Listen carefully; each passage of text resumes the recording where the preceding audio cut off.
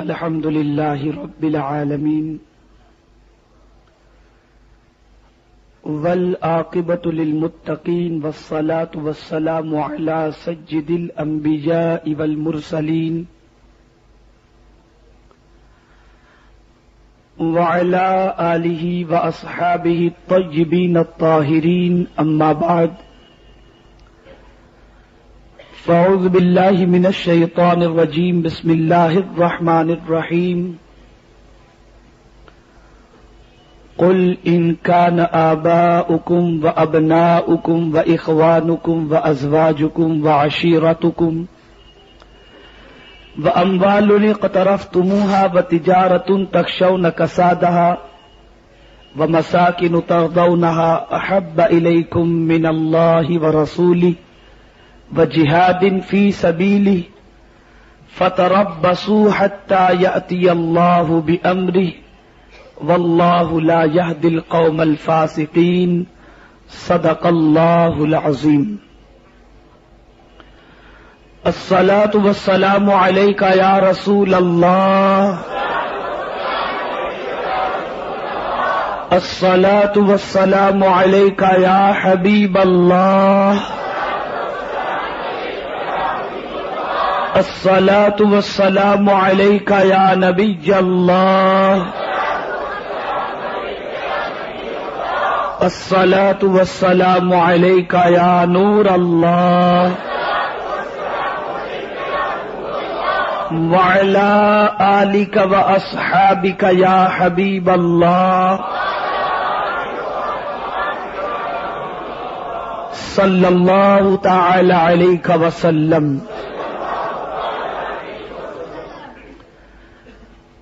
میرے پیارے آقا صلی اللہ تعالی علیہ وسلم کے پیارے دیوانوں،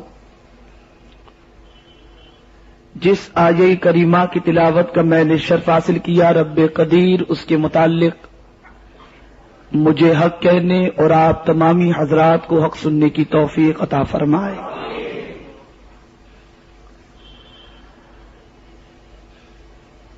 اللہ عز و جل نے قرآن مقدس میں اپنے محبوب صلی اللہ علیہ وسلم سے ارشاد فرمایا، قل، میرے محبوب آپ فرما دیں، ان کان آباؤکم و ابناؤکم و اخوانکم و ازواجکم و عشیرتکم و اموال اقترفتموها وَتِجَارَةٌ تَخْشَوْنَ كَسَادَهَا وَمَسَاكِنُ تَرْضَوْنَهَا. آٹھ چیزوں کا ذکر یہاں پر ہو رہا ہے، اور یہ 8 چیزیں جس کا ذکر اس آیہ کریمہ میں موجود ہے، یہ وہ چیزیں ہیں جس سے بندہ محبت کرتا ہے، بندے کا دل ان 8 چیزوں کے اندر گرا ہوا رہتا ہے. دل کے حوالے سے اس سے پہلے آپ نے کافی باتیں سماعت فرمائی ہیں. دل کا خاصہ ہے محبت کرنا. دل کسی کو چاہتا ہے، دل کسی کے لیے دھڑکتا ہے، دل میں کسی کی یادیں ہوتی ہیں، اور اگر دل نرم نہ ہو، کسی سے محبت کرنے والا نہ ہو، تو اس دل کو زندہ دل نہیں کہا جاتا بلکہ مردہ دل کہا جاتا ہے. تو قرآن مقدس نے دل کی وہ کیفیت بیان فرمائی. دل کن چیزوں میں اٹکا ہوتا ہے، کن چیزوں سے محبت کرتا ہے، ان 8 چیزوں کا ذکر قرآن مقدس میں رب قدیر نے صراحت کے ساتھ فرمایا. اور ان 8 چیزوں میں دل کی کیفیت یوں بیان کی گئی کہ دل ماں باپ سے محبت کرتا ہے، بچوں سے محبت کرتا ہے، بھائی بہنوں سے محبت کرتا ہے، اسی طریقے سے بیویوں سے محبت کرتا ہے، قبیلے والوں سے محبت کرتا ہے، مال سے محبت کرتا ہے، اور جن مکانوں کو وہ پسند کرتا ہے ان مکانوں سے محبت کرتا ہے. گویا ایک انسان کی کیفیت یہ ہے کہ اس کا دل ان چیزوں میں اٹکا ہوا ہے. لیکن میرا پروردگار اپنے محبوب صلی اللہ علیہ وسلم سے ارشاد فرماتا ہے کہ محبوب آپ اعلان فرما دیں کہ اگر کسی بندے مومن کو یہ 8 چیزیں اللہ اور اس کے رسول سے زیادہ محبوب ہیں، جہاد سے زیادہ محبوب ہیں، تو میرے عذاب کے حکم کا وہ انتظار کریں۔ اب میں آپ سے سوال پوچھنا چاہوں گا، انسان کے لیے ماں باپ کا پیار اور انسان کے لیے ماں باپ کی تعظیم، انسان کا اپنے ماں باپ سے محبت کرنا، یہ ایک فطری تقاضا ہے۔ ماں اگر اپنے بچے کے لیے کبھی بلکنے لگ جائے تو بچہ کتنا ہی پتھر دل کیوں نہ ہو، اپنی ماں کی آنکھوں میں وہ آنسو نہیں دیکھ سکتا، وہ ماں کے لیے تڑپنے لگتا ہے، ماں کی محبت میں گرفتار ہو کر نہ جانے کیسے کیسے قدم اٹھاتا نظر آتا ہے۔ ایک بچہ، وفادار بچہ، اپنے باپ کو جب بڑھاپے کی دہلیز پر وہ قدم رکھتے دیکھتا ہے تو اس کی تمنا ہوتی ہے کہ میں اپنے باپ کی خدمت کر کے اپنے باپ کی رضا حاصل کروں اور میں جنت کا حقدار بن جاؤں۔ چنانچہ بچہ کبھی باپ کی محبت میں، کبھی ماں کی محبت کے اندر بے شمار قربانیاں دیتا نظر آتا ہے، مشقتوں کو برداشت کرتا نظر آتا ہے، تکالیف کو برداشت کرتا نظر آتا ہے۔ لیکن آپ دیکھیں، یقیناً ماں باپ کی عظمت، ماں باپ کا مرتبہ بہت ہی عرف و اعلیٰ ہے کہ قرآن مقدس میں رب قدیر جل جلالہ نے ماں باپ کو اف کہنے سے بھی روکا ہے اور فرمایا اف ولا تقل لہما اف ولا تنہرہما، انہیں اف بھی نہ کہو، انہیں جھڑکو بھی نہیں۔ لیکن ایک طرف یہ کہا جا رہا ہے اور دوسری طرف یہ بھی کہا جا رہا ہے وبالوالدین احسانا، ماں باپ کے ساتھ احسان کرو، ماں باپ کے ساتھ اس نے سلوک سے پیش آؤ۔ مدینے کے تاجدار صلی اللہ علیہ وسلم باپ کے حوالے سے فرماتے ہیں رضاء الرب فی رضاء الوالد، سخط الرب فی سخط الوالد، باپ کی خوشی میں اللہ کی خوشی ہے، ماں کے باپ کی ناراضگی میں اللہ کی ناراضگی ہے۔ اور ایک مقام پر مدینے کے تاجدار صلی اللہ علیہ وسلم نے تو یہاں تک فرما دیا اس بندے کی نماز کامل نہیں ہے، مقبول نہیں ہے جو بندہ ہر نماز کے بعد اپنے ماں باپ کی بخشش کی دعا نہ کرے۔ جب ماں باپ کا اتنا اونچا مرتبہ، تو قرآن اپنے محبوب صلی اللہ علیہ وسلم کے حوالے سے پروردگار جل جلالہ کا پیغام بندوں تک پہنچا رہا ہے۔ وہ ماں باپ جن کی محبت تمہارے دلوں میں موجود ہے، لیکن جب تقابل آ جائے، جب مقابلہ ہو کہ ایک طرف ماں باپ کی محبت کا معاملہ ہو اور دوسری طرف اللہ اور اس کے رسول اور جہاد کی محبت کا معاملہ ہو، تو بندے کے لیے امتحان ہوتا ہے۔ ایسے موقع پر بندے کی ذمہ داری کیا ہے؟ تو قرآن کہتا ہے کہ ایک طرف ماں باپ کی محبت اور دوسرے طرف جب اللہ اس کے رسول اور جہاد کی بات آ جائے تو یاد رکھو اللہ اور اس کے رسول اور جہاد سے ماں باپ سے زیادہ تم محبت کرو۔ سوال یہ پیدا ہوتا ہے کہ اللہ اور اس کے رسول اور جہاد سے ماں باپ سے زیادہ محبت کا حکم کیوں دیا جا رہا ہے؟ تو اے دیوانگان عشق رسول صلی اللہ علیہ وسلم، اللہ عز و جل خالق ہے، مالک ہے، اس نے اپنے بندوں کو پیدا فرمایا اور بندے کی تخلیق کا مقصد بھی رب قدیر نے بتا دیا وما خلقت الجن والانس الا لیعبدون، بندے کو اللہ نے، جنات اور انسان کو اللہ نے اپنی عبادت کے لیے پیدا کیا، اور عبادت اللہ اکبر معبود کی کرنا، رسول اعظم کی اطاعت کرنا اور اپنی جان کو اپنے مولا کی رضا کے لیے قربان کرنا، جب تک کہ یہ جذبہ بندے کے دل کے اندر پیدا نہ ہو، بندہ اپنے معبود کی بندگی کا حق ادا کر ہی نہیں سکتا ہے۔ تقابل کے اعتبار سے آپ دیکھیں، دور حاضر میں ماں باپ کی بڑی عجیب پوزیشن ہے۔ ماں باپ چاہتے ہیں کہ بیٹا اپنی زندگی گزارے، لیکن کس ڈھنگ کی زندگی گزارے؟ میرے سامنے بے شمار واقعات ہیں، بے شمار پرابلمز لوگوں کے سامنے آتے ہیں۔ وہ بچہ جو اپنی زندگی کو سنت مصطفیٰ صلی اللہ علیہ وسلم کے سانچے میں ڈالنے کی کوشش کرتا ہے، اپنے اوقات کو رسول دین کی خاطر قربان کرنے کی کوشش کرتا ہے، اور ساتھ ہی ساتھ اللہ عز و جل اس کے پیارے محبوب صلی اللہ علیہ وسلم کی اطاعت میں زندگی گزارنا چاہتا ہے، تو کبھی ماں کی طرف سے تانے ملتے نظر آتے ہیں، کبھی باپ روکتا ہوا نظر آتا ہے۔ تو یاد رکھو اے دیوانگان عشق رسول صلی اللہ علیہ وسلم، فرائض کے معاملے کے اندر جب ماں باپ کا حکم سامنے ہو اور اللہ کا حکم سامنے ہو تو اس موقع پر اللہ کے حکم کو فوقیت دینی ہے اور اللہ عز و جل کے فرمان پر عمل کرنا ہے۔ اگر قدم پھسل جائیں تو یاد رکھیں اللہ فاسقوں کو ہدایت عطا نہیں فرماتا.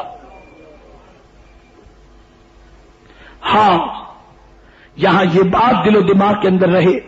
ایک مرتبہ درود شریف پڑھ لیں.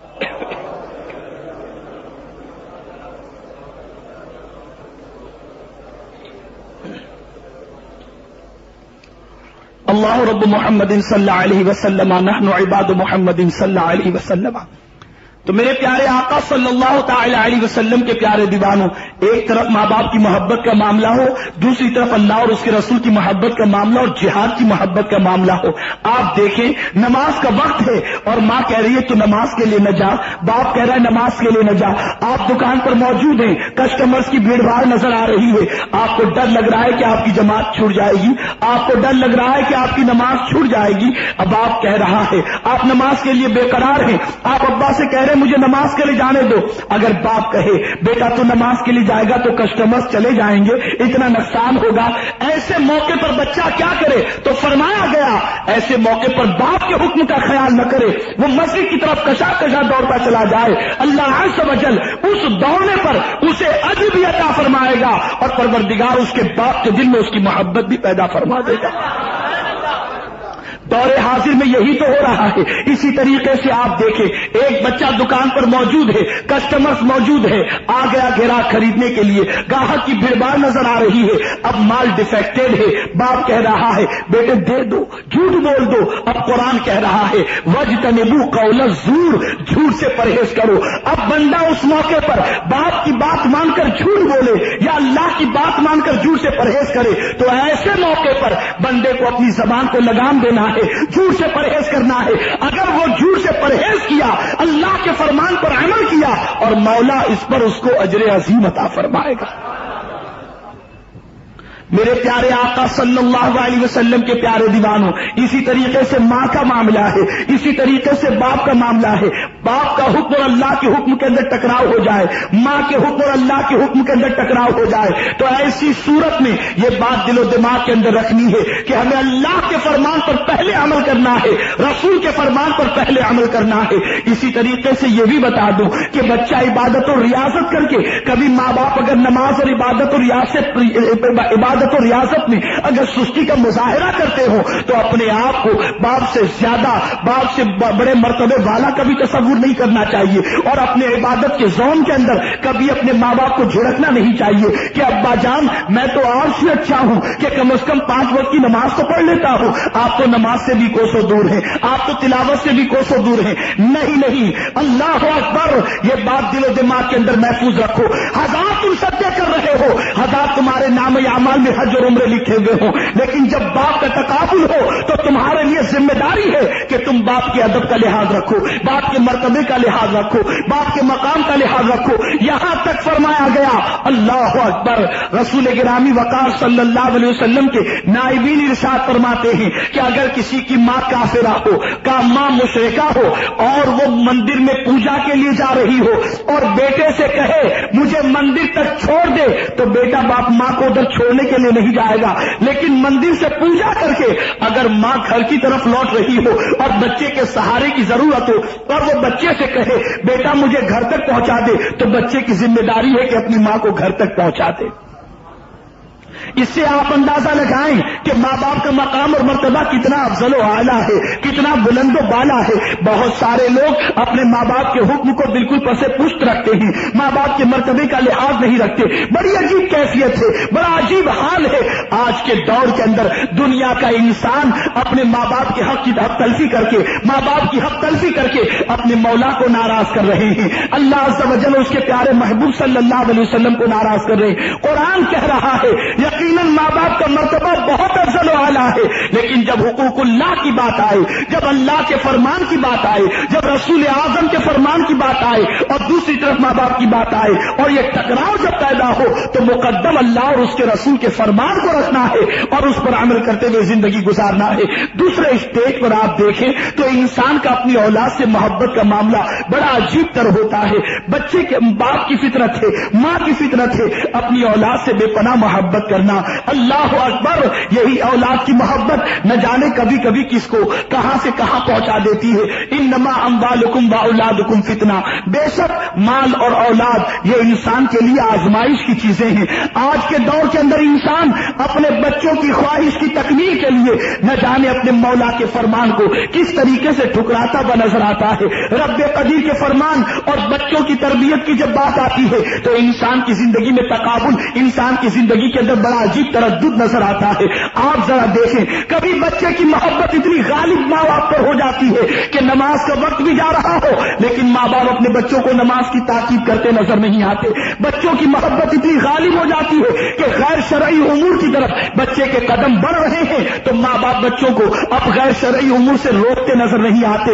نماز کا وقت ہے، بچہ سو رہا ہے، ماں باپ اپنے بچے کی نیند کو خراب کرنا پسند نہیں کرتے اور یہ کہتے نظر آتے ہیں کہ اگر بچے کی نیند خراب ہوئی تو طبیعت خراب ہو جائے گی. لیکن یاد رکھو، اگر تمہاری کیفیت یہ رہی کہ تم اپنے بچے کی محبت کی خاطر معبود برحق کے فرامین کو پس پش رکھ دیے اور اللہ کی محبت پر، اللہ کے رسول کی محبت پر، جہاد کی محبت پر اگر بچے کی محبت غالب آ گئی تو اللہ کے عذاب کا انتظار کرو. اے دیوانگان عشق رسول صلی اللہ علیہ وسلم، آج کی گفتگو کے اندر احتساب کرنا ہے اپنے ضمیر کا، احتساب کرنا ہے اپنی کیفیت کا، احتساب کرنا ہے اپنے دل کا کہ ہم کس طرف جا رہے ہیں، ہماری محبت کا مرکز کیا ہے، ہماری توجہ کا مرکز کیا ہے. میرے پیارے آقا صلی اللہ علیہ وسلم کے پیارے دیوانوں، ماں باپ اس طرف توجہ نہیں دیتے اور ظاہر سی بات ہے جب دین کی واقفیت نہیں ہوگی، جب دین کی محبت دلوں کے اندر نہیں ہوگی، جب دین کی عظمت کو تسلیم نہیں کیے ہوں گے تو یہی حال تو ہونا ہے.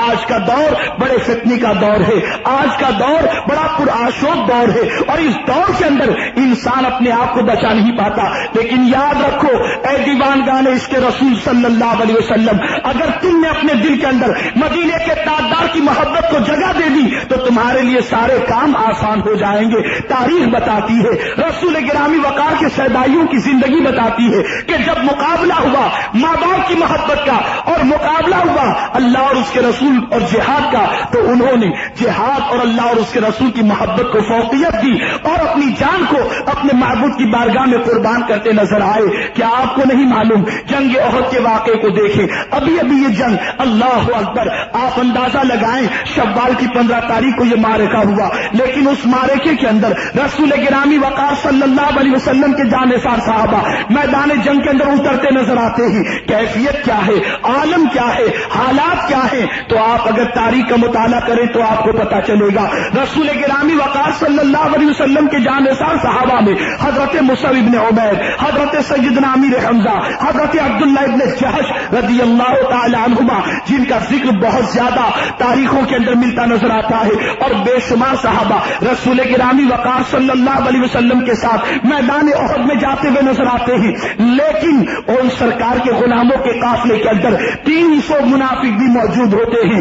اس بات کو دل و دماغ میں ہمیشہ محفوظ رکھو کہ اسلام کو سب سے زیادہ نقصان منافقوں سے پہنچا ہے. قرآن مقدس کے اندر منافقین کے سلسلے میں تو زیادہ آیتیں نظر آتی ہیں اور کھلے ہوئے کافروں کے سلسلے میں آیتیں کم نظر آتی ہیں. ان کے مکر و فریب کے حوالے سے منافقین سے بہت زیادہ اسلام کو نقصان پہنچا ہے. منافقین بھی سرکار کے ساتھ غزوہ احد میں شریک ہونے کے لیے نکلے لیکن انہوں نے رسول گرامی وقار صلی اللہ علیہ وسلم کے ساتھ جاتے ہوئے راستے سے وہ پلٹ آئے اور کہنے لگے ان کا مقابلہ بڑا مشکل ہے، کیسے مقابلہ دشمنوں کے ساتھ ہو سکے گا. ان کا منشا یہ تھا کہ اگر وہ لوٹ آئیں گے تو کچھ صحابہ بھی لوٹ کر کے آ جائیں گے، لیکن انہیں نہیں معلوم تھا کہ جو مصطفیٰ کے ہاتھوں پر بک چکا ہے وہ جان دینے سے ڈرا نہیں کرتا بلکہ جان دے کر اپنے مولا کی رضا کو حاصل کیا کرتا ہے. رسول گرامی وقار صلی اللہ علیہ وسلم کے شہدائی چتلے تشریف لے جاتے ہیں، میدان احد کی طرف بڑھتے ہیں.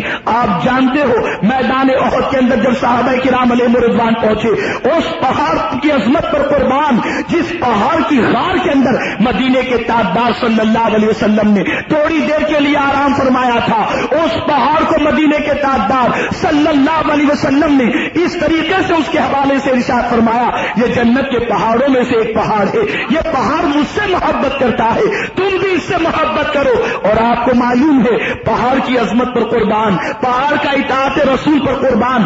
آپ دیکھیں جب مدینے کے تاجدار صلی اللہ علیہ وسلم پہاڑ پر قدم رکھتے ہیں تو پہاڑ حرکت کرتا ہے، پہاڑ میں جنبش ہوتی ہے۔ مدینے کے تاجدار نے فرمایا اسکن، اللہ اکبر، پہاڑ رک جا، پہاڑ اپنی جگہ پر رک جاتا ہے۔ اللہ کے رسول فرماتے ہیں تجھ پر ایک نبی، ایک صدیق اور 2 شہید موجود ہیں، اے پہاڑ تیری عظمت پر قربان قدم ناز رسول پڑ گئے تو تیری کیفیت یہ ہو گئی کہ تو نبی کو بھی پہچان رہا ہے، تو صدیق کو بھی پہچان رہا ہے، تو شہید کو بھی پہچان رہا ہے۔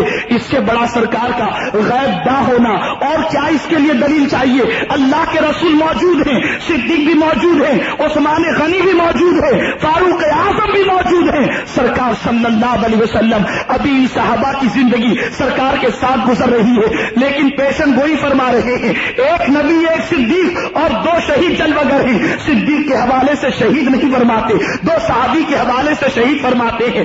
گویا رسول دیکھ رہے ہیں کہ میرے صحابہ اپنے معبود کی بارگاہ میں حاضر ہوں گے تو بستر پر آرام کرتے ہوئے اس دنیا سے کچھ کریں گے یا اپنی جان کو قربان کرتے ہوئے اللہ کی بارگاہ میں حاضر ہوں گے۔ پتہ یہ چلا جو رسول اپنے صحابہ کی موت کی کیفیات کو پہاڑ پر کھڑے رہ کر بیان کر سکتے ہو، وہ رسول عرش کی خبر دیں، غلاموں کے دلوں کی کیفیت بیان کریں تو میرے رسول سے کون سی چیز بعید ہو سکتی ہے؟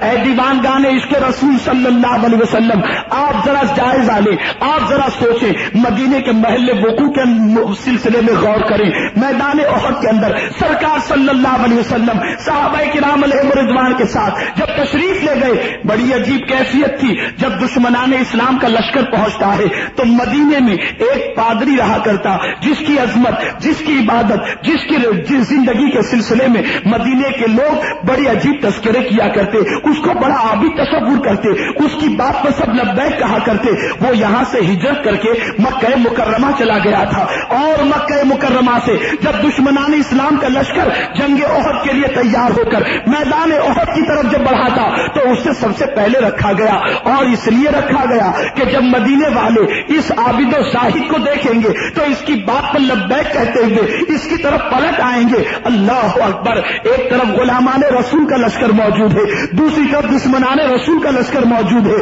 اللہ اکبر، سب سے پہلے وہ آیا اور آنے کے بعد اس نے کہا کیا تم مجھے نہیں جانتے میں کون ہوں؟ مجھے نہیں جانتے ہو تو جان لو، میں تمہارے درمیان زندگی کے لمحات گزارتا تھا، میں نے عبادت و ریاضت میں زندگی گزاری۔ اسے یقین تھا کہ مجاہدین اسلام میں سے کچھ لوگ رسول اعظم صلی اللہ علیہ وسلم کا ساتھ چھوڑ کر اس کے ساتھ ہو جائیں گے، لیکن بر وقت انصار مجاہدین نے اعلان کر دیا سن، تو اگر آج اپنا مرتبہ بتانا چاہتا ہے تو سن لے، ہم نے اپنی زندگی مصطفیٰ کے نام کر دی ہے اور ہمارے حضور سے بڑھ کر ہم کسی کو نہیں سمجھ سکتے۔ دنیا ہے دشمن اسلام، تو یہ بات دل و دماغ کے اندر بٹھا لے کہ جان دیں گے تو قدم ناز رسول پر جان دیں گے، اس لیے کہ ہم نے اپنی زندگی اپنے مصطفیٰ کے نام کر دی ہے۔ اے دیوانگان عشق رسول صلی اللہ علیہ وسلم، میدان کارزار میں اترنے والے، جنگ احد کے اندر اترنے والے سیدنا مصعب ابن عمیر، سیدنا عبداللہ ابن جہش، سیدنا امیر حمزہ رضی اللہ تعالی عنہ کے علاوہ کئی صحابہ تشریف فرماتے، کم و بیش 700 صحابہ کے قریب جلوہ فرماتے۔ لیکن آپ دیکھیں یہ حضرت مصعب ابن عمیر کون ہیں؟ اللہ اللہ، دنیا کے اندر انسان، یہ بات بھی ذہن کے اندر رکھو، آج تک آپ کو شاید یہ معلوم نہ ہو، رسول اعظم صلی اللہ علیہ وسلم کے صدقہ و توفیل، اللہ کے رسول صلی اللہ علیہ وسلم کے فرمان کے صدقہ و توفیل، میرے آقا کے غلاموں کے اندر اگر اللہ عز و جل نے کسی کو خوبصورتی عطا فرمائی ہو تو سرکار صلی اللہ علیہ وسلم کے فرمان کی روشنی میں اس خوبرو سے اللہ کی بارگاہ میں اپنی مغفرت کی دعا کرانی چاہیے کہ اللہ تعالیٰ خوبرو کی دعاؤں کو بھی قبول فرماتا ہے۔ انشاءاللہ زندگی رہی تو پھر کبھی اس موضوع پر گفتگو ہوگی. حضرت مصعب ابن عمیر بڑی اچھی پرسنالٹی کے مالک تھے, بڑی عظیم شخصیت کے مالک تھے, خوبصورتی, اللہ اکبر, لباس پہننے کا بڑا شوق تھا, قیمتی لباس زیب تن کیا کرتے, اور جس لباس کو ایک بار پہن لیتے اسے زندگی میں دوبارہ پہننے کا جذبہ ان کے دل میں نہ رہتا, اور 2 دن سے زائد وہ اپنے جسم پر لباس کو نہیں رکھتے تھے. یہاں لباس کے حوالے سے بات عرض کر دوں, ایک انسان اللہ کی نعمت کے شکر کے طور پر اظہار نعمت کے لیے اگر اچھا لباس پہنتا ہے تو اس کا لباس پہننا بارگاہ سمدیت میں مقبول ہے, اور ایک انسان دنیا میں تکبر کی غرض سے اور انسانوں کے درمیان فخر کے غرض سے قیمتی لباس پہنے تو اسے جہنم کا لباس پہنایا جائے گا. اس لیے یہ بات ذہن کے اندر رکھو کہ جب لباس پہنو تو اس نیت سے پہنو, اللہ نے دیا ہے تو اظہار نعمت کے لیے پہن رہے ہیں, اگر اللہ نے دیا ہے تو شکرانے کے طور پر پہن رہے ہیں. لیکن یہ برائی ہمارے آج کے دور کے اندر بسنے والی خواتین میں زیادہ نظر آتی ہے. اگر کسی عورت کے شوہر کو رب قدیر نے خوب عطا کر دیا تو محفلوں کے اندر سب سے زیادہ وہ پرکشش نظر آئے اس کے لیے قیمتی لباس زیب تن کرتی ہے. اور آج کے دور کے اندر وہ ماں باپ جن کو رب قدیر نے دولت عطا فرمائی اپنے بچوں کے حوالے سے کہتے ہیں اگر یہ نیت تکبر کی ہے تو تم اپنے بچے کی بھی آخرت برباد کر رہے ہو اور اپنی بھی آخرت برباد کر رہے ہو. یاد رکھو, قرآن مقدس کے حوالے سے, حضور صلی اللہ علیہ وسلم کے ارشاد کے حوالے سے اس کے سلسلے میں سخت ترین مذمت آئی ہے. اس لیے اللہ دے تو اچھے لباس ضرور پہنو, لیکن اظہار نعمت کے طور پر, اللہ کے شکرانے کے طور پر حضرت مصعب ابن عمیر قبول اسلام سے پہلے قیمتی لباس زیب تن کیا کرتے. اور عطر کا عالم ایسا تھا کہ جب عطر لگاتے تو جس گلی سے گزر جاتے عطر کی خوشبو سے دنیا سمجھ لیتی کہ اس گلی سے مصعب ابن عمیر گزرے ہوں گے. ماں کے پاس دولت بہت زیادہ تھی. حضرت مصعب ابن عمیر اللہ اکبر قبول اسلام سے پہلے زندگی عیش کے اندر گزار رہے تھے, اطمینان کے ساتھ گزار رہے تھے. ایک مرتبہ رخ مصطفیٰ پر نظر پڑ گئی. کیا کہنا, جس رسول کے چہرے کا عالم یہ ہو کہ میرا مولا اپنے محبوب کے چہرے کو خود دیکھ رہا ہو, اس چہرے کا عالم کتنا نرالا ہوگا.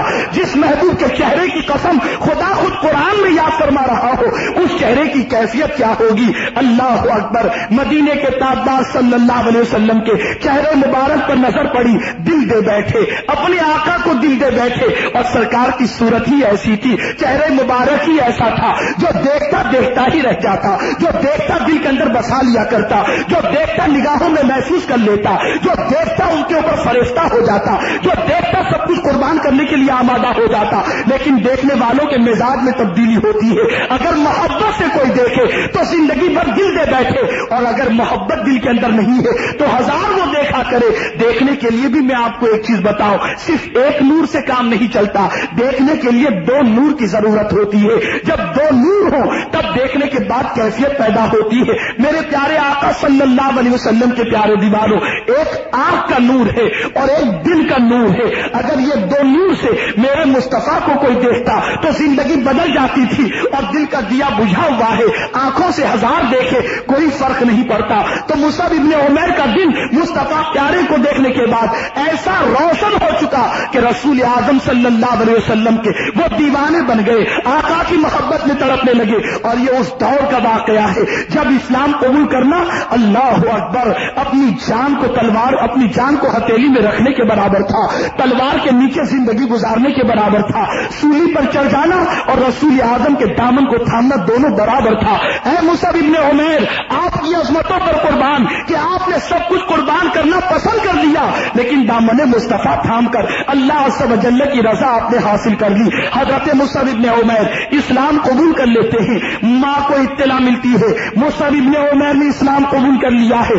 آپ جانتے ہو وہ ماں جو نازوں سے اپنے بیٹے کو پالی تھی, وہ ماں جو اپنے بیٹے کو قیمتی لباس عطا کرتی تھی, وہ ماں جو اپنے بیٹے کی محبت کے اندر نہ جانے کتنے قیمتی عطر اپنے بچے کو نذر کیا کرتی. لیکن بیٹے نے جب کہا میں نے دامن مصطفیٰ تھام لیا ہے تو ماں اسلام کی دشمن تھی, برجستہ کہتی ہے بیٹے اگر دامن مصطفیٰ تجھے تھامنا ہے تو میرا گھر چھوڑ دے. اے بیٹے بیٹے سن لے، میں سب گوارا کر سکتی ہوں لیکن قبول اسلام مجھے گوارا نہیں ہے۔ بیٹے اگر محمد الرسول اللہ کی دیوانگی تجھے منظور ہے تو تجھے دنیا کے عیش و نشاط کی منزلوں کو چھوڑنا پڑے گا، دنیا کی نعمتوں سے ہاتھ دھونا پڑے گا۔ آج سے تو قیمتی لباس نہیں پہن سکتا، آج سے عطر استعمال نہیں کر سکتا۔ حضرت مصعب بن عمیر مسکرا رہی ہیں اور کہتے ہیں ماں سن لے، جس دن سے میں نے دامن مصطفیٰ تھام لیا ہے کسی دنیا کی چیز سے مجھے محبت ہی نہیں ہے۔ ماں تو اگر مجھ سے قیمتی لباس چھین کر کے محمد الرسول اللہ کا دامن چھڑوانا چاہتی ہے تو سن لے، میں دنیا کی ساری نعمتیں میرے آقا کے قدموں پر قربان کرنے کو تیار ہوں۔ اللہ اکبر۔ ماں نے بیٹے کی یہ کیفیت دیکھی، امتحان کا سلسلہ شروع ہوتا ہے۔ پہلے قیمتی لباس چھینے گئے، پھر قیمتی عطر چھینے گئے، اس کے بعد پیٹ انسان کو سب کچھ کرا دیتا ہے۔ انسان جب بھوک اور پیاس میں بلکتا ہے تو اس کے بعد اس سے جو باتیں منوانی ہو انسان سے منوائی جا سکتی ہیں، لیکن یا رسول اللہ آپ کے دیوانوں کی عظمت پر قربان، پتہ نہیں کیسا نشہ آپ نے پلا دیا تھا کہ سرکار وہ سب قربان کر دیتے تھے، انہیں بھوک کا بھی خیال نہیں، انہیں پیاس کا بھی خیال نہیں۔ اللہ اکبر۔ میرے پیارے آقا صلی اللہ علیہ وسلم کے پیارے دیوانوں اسی کیفیت کی بھیک مانگتے ہیں، سرکار حضور مفتی اعظم نہیں تو یوں عرض کرتے ہیں سرشار ہمیں فرما ایک جام لبا لب سے تا حسن رہے ساقی آباد یہ میں خانہ۔ یقیناً جو محبت رسول کی شراب پی لے اسے ایسا نشہ چڑھ جاتا ہے کہ دنیا کی کسی چیز کا اسے خیال نہیں رہتا، دنیا کی کوئی محبت اس کے دل میں جگہ نہیں پکڑتی۔ اللہ اکبر۔ جس مانیا کی کوئی محبت اس کے دل میں جگہ نہیں پکڑتی۔ اللہ اکبر۔ جس ماں نے بڑی محبت سے اپنی آغوش میں تربیت فرمائی تھی اس ماں نے اپنے بیٹے پر کھانا بنتی لے اسے ایسا نشہ چڑھ جاتا ہے کہ دنیا کی کسی چیز کا اسے خیال نہیں رہتا۔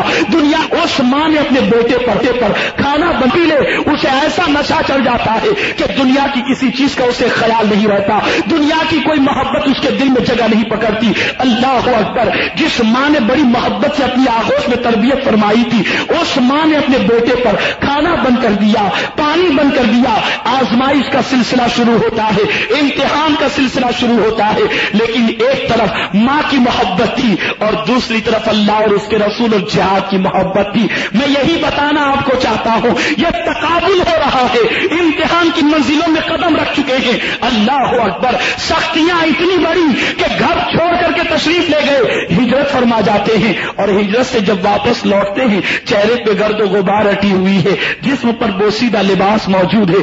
آقائے کائنات نے ایسے عالم میں جب اپنے غلام کو دیکھا تو صحابہ سے فرماتے میرے صحابیوں پہچانتے ہو یہ کون ہے؟ صحابہ نے کہا اللہ اور اس کے رسول بہتر جانتے ہیں۔ مدینے کے تاجدار نے فرمایا یہ مصعب ابن عمیر ہیں۔ اللہ اکبر۔ آپ ذرا جائزہ لو، جس حضرت مصعب ابن عمیر کی چہرے کی چمک کو دیکھ کر لوگ اللہ اللہ کیا کرتے، لوگوں کی زندگی میں بڑی عجیب کیفیت ہوتی، لوگ تعجب کی نگاہوں سے دیکھا کرتے۔ آج حضرت مصعب ابن عمیر کے چہرے پر گرد و غبار ہے، جسم پر بوسیدہ لباس ہے۔ ماں کو جب اطلاع ملی کہ بیٹا مکہ دوبارہ آ چکا ہے تو ماں نے بیٹے کو طلب فرمایا اور کہنے لگی بیٹے ذرا اپنی شکل تو دیکھو کتنی گرد و غبار تمہارے چہرے پر ہٹی ہے، بیٹے سوچو تو صحیح مصطفیٰ جان رحمت کی محبت نے تمہیں کیا دیا؟ تم سے عیش چھین لیا، آرام چھین لیا، قیمتی لباس چھین لیا، محبت رسول کی بنیاد پر تم قیمتی عطر سے محروم ہو گئے۔ ماں کہتی جا رہی ہے، لیکن جب ماں نے اپنے جملے ختم کیے تو حضرت مصعب بن عمیر نے اپنی ماں سے کہا اے میری ماں تو چہرے پر لگے ہوئے گرد و غبار کو دیکھ رہی ہے، تو اس مقام کو نہیں دیکھ رہی، اس حالات کو نہیں دیکھ رہی، محشر کے میدان کو نہیں دیکھ رہی۔ جس چہرے پر تو آج گرد و غبار دیکھ رہی ہے میدان محشر میں میرے مصطفیٰ کے صدقے میں یہی چہرہ سورج سے زیادہ تابندہ ہوگا، سورج سے زیادہ چمکتا ہوگا۔ تو آج میرے جسم پر بوسیدہ لباس دیکھ رہی ہے، لیکن یاد رکھ میری ماں کل بروز قیامت دامن مصطفیٰ کو تھامنے کی وجہ سے میرا مولا جنت کا لباس مجھے عطا فرمائے گا۔ اے ماں میں نے کچھ نہیں کھویا، میں تو دامن مصطفیٰ تھام کر میں نے جنت حاصل کر لی ہے، میں نے رب کا قرب حاصل کر لیا ہے، میں نے اطمینان حاصل کر لیا ہے، میں نے سکون حاصل کر لیا ہے۔ یہ حضرت مصعب بن عمیر پہلے مبلغ بن کر مکہ مکرمہ سے مدینہ منورہ میرے سرکار کے حکم پر تشریف لے گئے تھے، اور یہی مصعب بن عمیر میدان جوہد کے اندر اللہ عز و جل کی رضا کی خاطر اپنی جان بارگاہ سمدیت میں قربان کرتے نظر آتے ہیں. ایک حضرت مصعب ابن عمیر کی زندگی کا جائزہ لو تو ان کی زندگی میں اللہ کی محبت کا غلبہ بھی نظر آتا ہے, رسول کی محبت بھی نظر آتی ہے, اور جہاد کی محبت بھی نظر آتی ہے. آپ ذرا سوچو, آج کفن ایکسٹرا پڑے ہوتے ہیں, لیکن حضرت مصعب ابن عمیر جب اللہ کی بارگاہ میں جان کا نذرانہ پیش کرتے ہیں میدان احد کے اندر, تو کیفیت کیا ہوتی ہے؟ مکمل کفن بھی نہیں ہوتا. راویان حدیث اور سیرت نگار بیان فرماتے ہیں جب حضرت مصعب ابن عمیر پر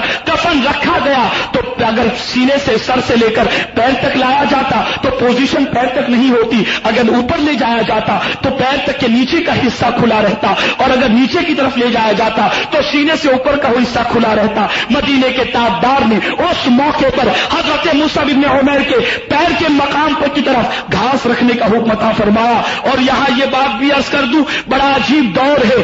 آج کے دور میں اگر کسی کے پاس دنیاوی تعلیم ہے تو وہ اپنے آپ کو اتنا بڑا عظیم اتنا بڑا سمجھتا ہے جس کی کوئی انتہا نہیں, لیکن میدان احد کے اندر شہادت کے جام پینے والے صحابہ کی عظمت رسول اعظم نے اس طرح سے بیان فرمائی کہ جب شہیدوں کی لاشوں کو قبر کے اندر رکھا جا رہا تھا تو سرکار صلی اللہ علیہ وسلم فرماتے جس کو قرآن سب سے زیادہ یاد ہو اسے پہلے اندر رکھا جائے. گویا سرکار یہ بتا رہے ہیں کہ عزت سب سے زیادہ اس کی ہے جس کے سینے میں قرآن ہے اور جس کی زندگی قرآن کی آئینہ دار ہے, جس کی زندگی علم کی روشنی کے اندر دین پاک مصطفیٰ صلی اللہ علیہ وسلم سے سرشار ہو. مدینے کے تاجدار نے اس کی عظمت کو اتنی بلند کر دیا کہ جس تک رسائی بہت ناممکن ہے.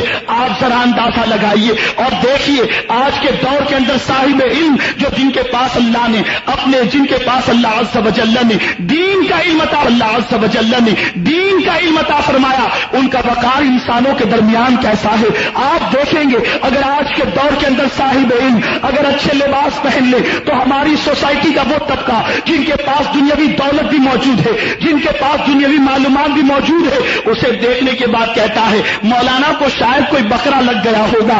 کتنے تعجب کی بات ہے جس کے مقام کو مدینے کے تاجدار نے بلند کیا. جب تم ان کو حقارت کی نظر سے دیکھو گے تو ذلت تمہارا مقدر نہیں بنے گی تو اور کیا بنے گا. آپ سوچو رسول اعظم نے جامع شہادت نوش فرمانے والوں میں ان کو مقدم رکھا قبر کے اندر اتارنے کے اندر جن کے سینے میں قرآن زیادہ محفوظ تھا. جب سے ہماری سوسائٹی کے اندر دنیا داروں کا مرتبہ بلند ہو گیا اور دینداروں کو حقارت کی نظر سے دیکھنے لگے, کیفیت یہ ہوئی اطمینان ان سے چھین لیا گیا, سکون ان سے چھین لیا گیا.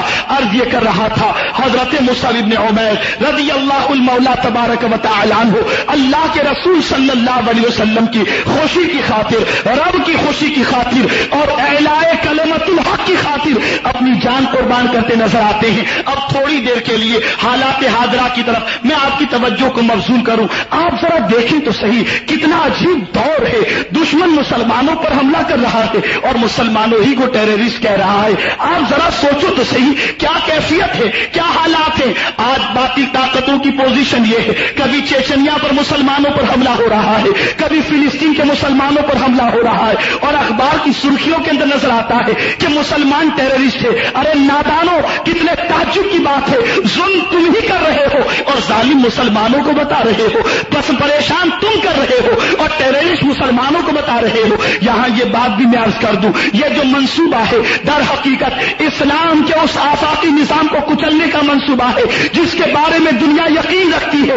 اسلام اگر پھیل گیا تو دنیا کے اندر اس سے بہتر کوئی مذہب نہیں ہے, اور یہ ایک آفاقی مذہب بن کر انسانوں کی زندگی میں انقلاب لا سکتا ہے. لیکن یہاں یہ بھی بتا دوں اسلام کو نقصان مسلمانوں سے بہت زیادہ پہنچا ہے, اس لیے کہ کل تک مسلمانوں کے کردار کو دیکھ کر لوگ اسلام کی عظمتوں کو سینے میں بٹھاتے تھے, اور آج مسلمانوں کی بد کرداری کو دیکھ کر لوگ اسلام سے نفرت کر رہے ہیں. تو ضرورت یہ ہے اے مسلمانوں اپنی زندگی کو قانون مصطفیٰ کے سانچے میں ڈھالو تاکہ جب تم نکلو تو تمہارے کردار کو دیکھ کر لوگ اسلام کی حقانیت کو تسلیم کرنے پر مجبور ہو جائیں, اسلام کے آفاقی نظام کو قبول کر لیں. میرے پیارے آقا صلی اللہ علیہ وسلم کے پیارے دیوانوں, اسلام نے جان کی عظمت بتائی ہے, اسلام نے خون کا احترام بتایا ہے. آج کہا جاتا ہے کہ اسلام جو ہے وہ ٹیررسٹ کی تعلیم دیتا ہے. نہیں, جس مذہب نے جانوروں پر رحم کرنے کا حکم دیا ہو وہ انسانوں پر ظلم کرنے کا کب حکم دے سکتا ہے؟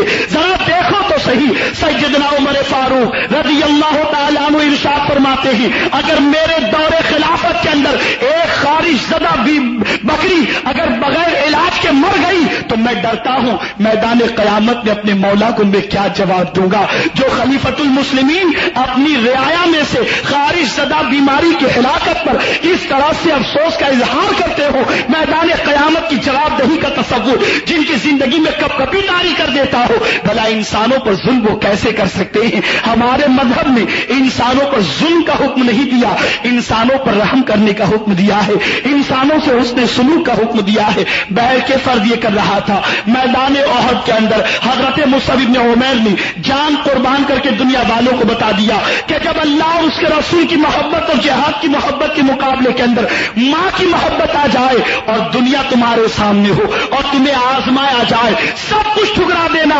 اور بتا دینا کہ تم نے صرف کلمہ نہیں پڑھا بلکہ اس پر قائم رہ کر جان دینے کا بھی تم نے عزم کر لیا ہے۔ اسی کے ساتھ سیدنا امیر حمزہ رضی اللہ تعالیٰ عنہ بڑے بہادر تھے، بڑی عجیب کیفیت تھی، شجاعت، اللہ اکبر۔ تاریخ میں شہید ہونے والوں کی ایک طویل فہرست ہے، لیکن یا ام رسول اللہ صلی اللہ علیہ وسلم آپ کی عظمتوں پر قربان، آپ کی عظمتوں پر قربان۔ سیدنا امیر حمزہ رضی اللہ تعالیٰ عنہ جام شہادت نوش فرماتے ہیں تو ان کے جسم کے اعضاء کو، کان، ناک، ان ساری چیزوں کو علیحدہ کیا جاتا ہے، مسلح کیا جاتا ہے، اور سیدنا امیر حمزہ رضی اللہ تعالیٰ عنہ کے کلیجے کو چبایا جاتا ہے۔ رسول گرامی وقار صلی اللہ علیہ وسلم سیدنا امیر حمزہ رضی اللہ تعالیٰ عنہ کی شہادت پر بہت زیادہ افسردہ تھے، بہت زیادہ غمگین۔ سارے صحابہ کی شہادت پر سرکار صلی اللہ علیہ وسلم غمگین تو تھے، لیکن سید الشہداء سیدنا امیر حمزہ رضی اللہ تعالیٰ عنہ کی شہادت پر سرکار صلی اللہ علیہ وسلم کی بڑی عجیب کیفیت تھی۔ یہی سیدنا امیر حمزہ کس طرح سے اسلام قبول کرتے ہیں، اور جب اللہ اور اس کے رسول کی محبت دلوں میں گھر کر جاتی ہے تو ساری دنیا سے کس طرح سے منہ پھیر لیتے ہیں۔ شکار کا شوق تھا، ایک مرتبہ شکار کے لیے تشریف لے گئے، قبول اسلام سے پہلے جب لوٹے تو کنیزہ نے کہا حمزہ تمہیں معلوم ہے تمہارے بھتیجے محمد صلی اللہ علیہ وسلم کو ابو جہل نے آج بہت تکلیف پہنچائی ہے۔ سیدنا امیر حمزہ رضی اللہ تعالی عنہ پریشان ہوتے ہیں اور تلوار جو کچھ ان کے ہاتھ میں اسلحہ موجود تھا جس کے ذریعے وہ شکار کرتے، تیر کمان وغیرہ، اسی عالم کے اندر وہ خانہ کعبہ کی طرف بڑھتے ہیں، اس لیے کہ وہاں پر ڈیرا ڈال کر ابو جہل اپنے دوستوں کے ساتھ بیٹھا ہوا تھا۔ انہوں نے جا کر ابو جہل کے سر پر مارا، یہاں تک کہ خون بہا بعض روایتوں میں۔ اس کے بعد سرکار کی خدمت میں حاضر، محمد اب تو تم مجھ سے خوش ہو، میں نے تمہیں ستانے والے ابو جہل کو اچھی طریقے سے مارا ہے، اس کی دھلائی کی، اس کی پٹائی میں نے کی۔ آقائے کائنات کی آنکھوں میں آنسو تھے، سر مبارک اوپر کرتے اور عرض کرتے ہیں چچا جان آپ میری خوشی چاہتے ہو؟ ہاں بھتیجے میں تمہاری خوشی چاہتا ہوں۔ میرے چچا میری خوشی اس میں نہیں کہ آپ نے مجھے زد و کوب کرنے والے کو سزا دی ہے، میری خوشی تو اس میں ہے کہ آپ ایک بار کلمہ پڑھ لیں اور مسلمان ہو جائیں۔ برجستہ انہوں نے کہا بیٹی اگر تمہاری خوشی اسی میں ہے تو سنو، میں توحید کا اقرار کرتا ہوں اور تمہیں اللہ کا آخری نبی تسلیم کرتا ہوں۔ میرے آقا کے چہروں پر مسکراہٹ آ گئی۔ آپ اندازہ تو لگائیے، جو رسول غموں کے اندر اور تکلیفوں کے اندر بھی اسلام کا اتنا خیال کر رہا ہو، اسلام کی عظمت کس حد تک ان کے دلوں کے اندر محفوظ ہوگی، اور اسلام کو فروغ دینے کے اندر رسول اعظم صلی اللہ علیہ وسلم نے کتنی قربانیاں پیش فرمائی. اللہ اکبر. سیدنا امیر حمزہ رضی اللہ تعالی عنہ قبول اسلام کے بعد ان کی بڑی عجیب کیفیت تھی. بس ایک ہی کام تھا، رخ مصطفیٰ کو دیکھنا اور پرچم اسلام کو بلند کرنا. اسی کے اندر انہوں نے اپنی جان بارگاہ سمدیت کے اندر قربان کر دی. آج بھی علماء کرام ارشاد فرماتے ہیں، صوفیاء اعظام ارشاد فرماتے ہیں کہ جس کسی کی کوئی آرزو پوری نہ ہوتی ہو، مدینے میں وہ جب پہنچے تو پہلے عمر رسول اللہ سرکار کے چچا کے آستانے پر حاضر ہو، سرکار کی بارگاہ میں حاضر ہو کر جب اطمینان سے حاضر ہو جائے اور اس کے بعد اپنی دعا کو قبول کرانا ہے تو پہلے سرکار کے چچا کے آستانے پر حاضر ہو اور وہاں جا کر اپنے معروضات پیش کرے اور معروضات پیش کر کے سرکار صلی اللہ علیہ وسلم کی خدمت میں حاضر ہو اور عرض کرے، یا رسول اللہ، جو کچھ معروضات آپ کے چچا کی خدمت میں ہم نے پیش کیے ہیں، آپ کے چچا کے صدقے میں ہماری دعاؤں کو قبول کر لیجئے. انشاءاللہ رسول گرامی وقار اپنے چچا کے صدقے میں دعاؤں کو قبول فرما دیں گے، دعاؤں کی قبولیت کے لیے خود دعا فرما دیں گے.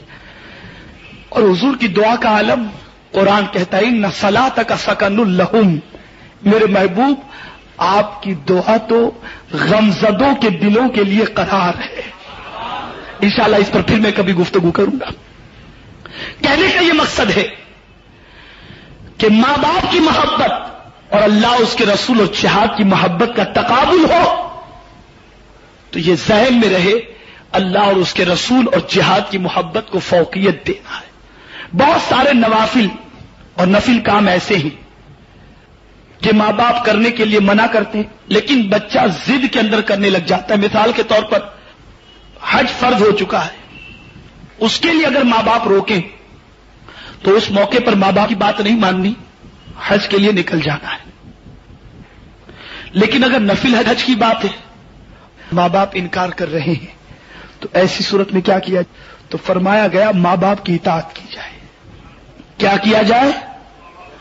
ماں باپ کی اطاعت کی جائے. یہاں تک علماء فرماتے ہیں کہ اگر تم نفل نماز پڑھ رہے ہو اور ماں آواز دے تو اس موقع پر نماز چھوڑ کر اپنی ماں کو جواب دو. احتساب کریں وہ لوگ جو اپنے والدین کی دل آزاری کرتے ہیں، خیال نہیں کرتے، انہیں ستاتے ہیں، اذیتیں دیتے، تکلیف پہنچاتے ہیں.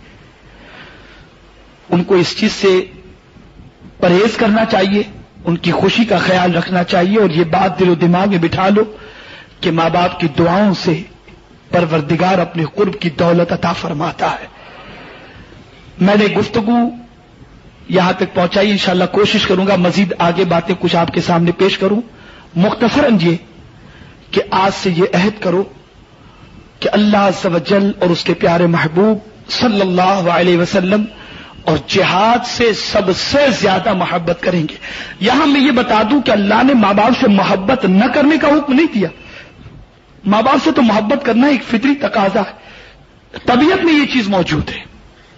یہاں یہ بتایا جا رہا ہے کہ ماں باپ سے محبت ضرور تم کرو لیکن اللہ اس کے رسول اور جہاد سے ماں باپ سے بھی زیادہ محبت کرو. یہ ذہن میں رہے، ورنہ کل کوئی کہیں گے بھائی اب تو ماں باپ کی کوئی اہمیت نہیں، اب تو بالکل نہیں، بالکل نہیں. یہ ذہن میں رکھو. انشاءاللہ العظیم اس کے حوالے سے کچھ معروضات زندگی رہی تو آئندہ آپ کے سامنے پیش کرنے کی سعادت حاصل کروں گا. پابندی سے آتے رہیں، اللہ عز و جل اور اس کے پیارے محبوب صلی اللہ علیہ وسلم کے فرامین کو سنتے رہیں اور اپنے سینے کو سرکار صلی اللہ علیہ وسلم کی محبت کا مدینہ بناتے رہیں. اے سرکار صلی اللہ علیہ وسلم کے دیوانوں، شہدائے احد نے اسلام کی خاطر جان کا نذرانہ پیش کیا، کم از کم آپ اسلام کی خاطر وقت کا نذرانہ تو پیش کریں، نفس قربان کریں، وقت قربان کریں تاکہ اللہ عز و جل اور اس کے پیارے محبوب صلی اللہ علیہ وسلم کی رضا حاصل ہو سکے. وما علینا الا البلاغ المبین.